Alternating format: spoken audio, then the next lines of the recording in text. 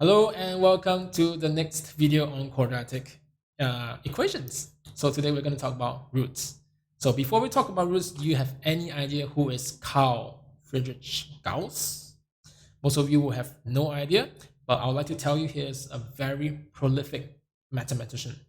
Prolific meaning that if you wonder about the mathematics and technology behind the wonderful things that we're using today, who invented those mathematics, you will likely see Gauss' name, right? So let me give you two examples of things you might have used but did not know came from Gauss. Number one, if you did this in primary school, 1 plus 2 plus 3 plus 4 plus all the numbers up to 100, okay? And you would know if you did this before that the trick is not to add up all the 100 numbers one by one, but to use a smart rearrangement, right, to help you shorten the working. Okay, I will not tell you about it. You can go and Google it yourself. This method was invented by Gauss when he himself was a primary school student. So quite a mathematician from a young age.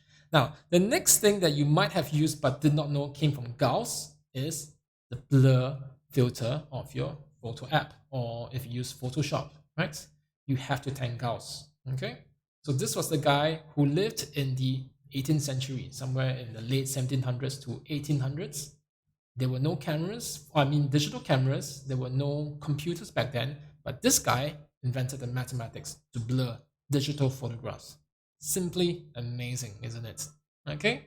So now, why am I talking about Gauss when I'm supposed to be talking about roots? Well, it turns out Gauss also proved this about roots. Now, remember we talked about the degree of polynomial in the previous video. So it turns out if you have a degree 2 polynomial, you would have two roots. You wouldn't have three, you wouldn't have one, you would have two roots. If you're a degree 3 polynomial, you have three roots. It extends, right, for all numbers, all natural numbers, right? If you're a degree n polynomial, you have n roots. Okay? So the proof of this is actually quite very smart and creative. Yes. If you go and watch the videos or articles on how he proved this, you realize that maybe you would have kinda invented it yourself as well.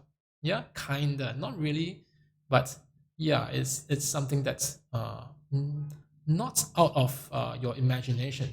Okay, so it's a glimpse into the mind of a genius, and you realize that hey, maybe you and a genius are not so different after all. So go check it out if you have the time. All right.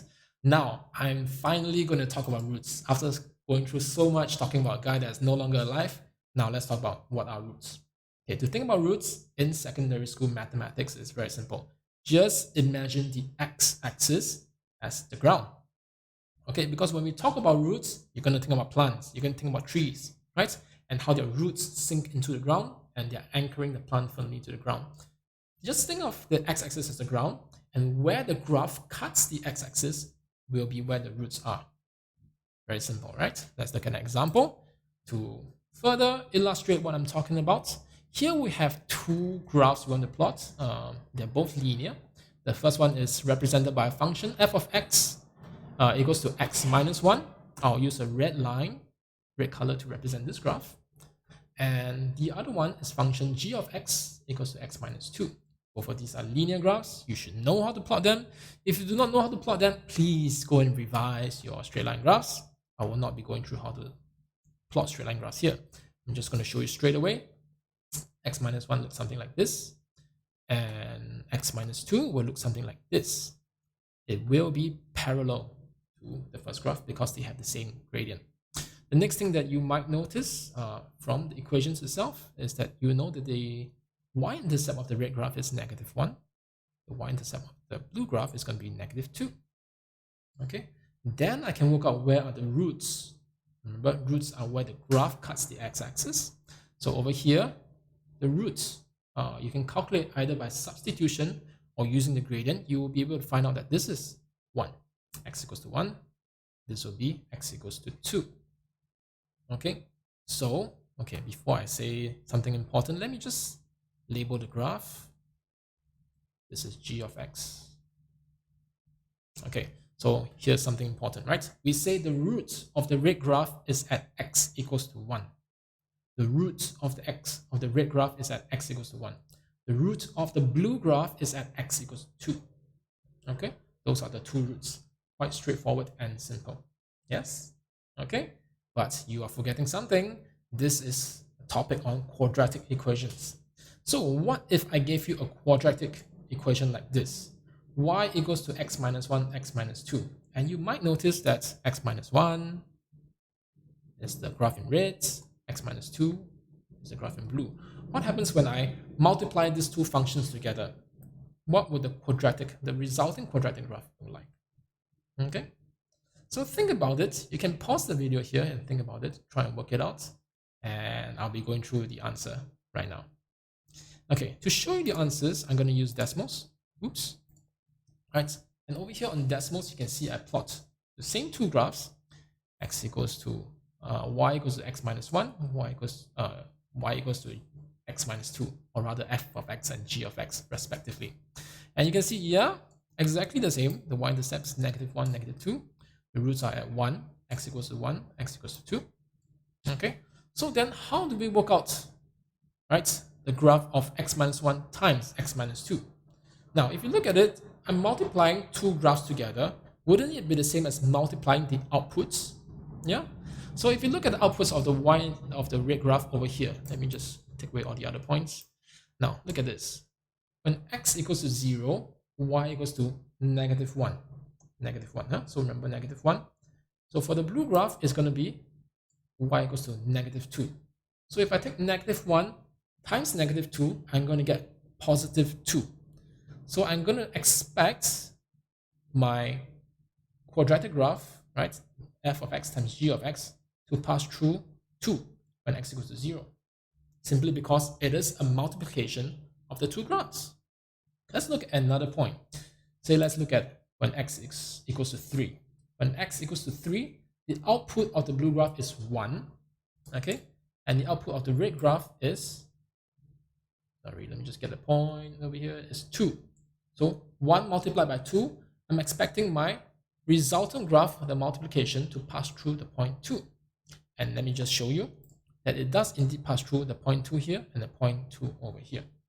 Now, what are the roots of this graph, of this green graph? Can you see it is at exactly the same spots as the red and the blue graph?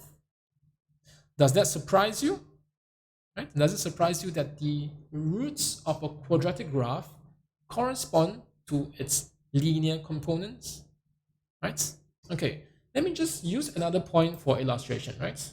For example, I'm going to take away the green graph. Now you get what I mean by multiplication. Huh? When x is equals to 4, y is equals to 2 for the blue graph. So 2, remember 2, yeah? When x equals to 4, y equals to 2. Now for the red graph, when x equals to 4, y is equals to 3. What is 2 times 3? It's going to be 6, isn't it? So you can see that the resultant point on the green graph is going to be x equals to 4, y equals to 6. It is a multiplication of the 2 points. So what you see on the green graph, every single point here is a result of multiplying the red and the blue. Yes? For example, this point is a multiplication of this and this. Yeah? Then it will not surprise you that this point on the green graph should be 0. Because what you are multiplying is 0 from here, and whatever value, it does not matter if it's -1 or -1 million. It'll still be 0. 0 times anything is 0. Yes? It shouldn't surprise you that this point is 0 as well. Because when y value of this is 0, it does not really matter what this is. Yeah? 0 times anything is 0. Okay?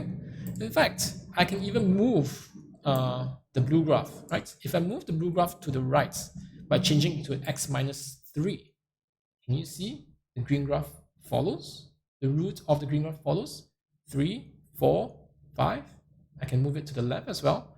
4, 3, 2, 1, 0, -1. Can you see that? Yeah. So this should not surprise you. That, okay, I'm going to say it's quite a mouthful, yeah? That the roots of a quadratic graph is the same as its linear components. The roots of a quadratic graph is the same as its linear components. Now, it really sounds like a mouthful, but what I'm trying to say is this. If I gave you a quadratic equation, the first thing you do right now, right, because you've been doing it so long, is going to be a knee-jerk reaction. Straight away, you know, okay, x plus 2, factor it out, x plus 3. Okay, what I'm saying is, where this graph goes to 0 is the same as where this two linear graphs goes to 0. And that is why the next step after this, you know, you solve this. Either this is equals to 0 or this is equals to 0, which gives you x equals to -2 and x equals to -3. And that is why we've been learning factorization of quadratic equations since secondary 2. It helps us to find where the roots of the graph is going to be. So I come to the end of the video for roots. As you will know, the next video is going to be on factorization. So I hope to see you in the next video. Thank you for watching and catch you on the flop.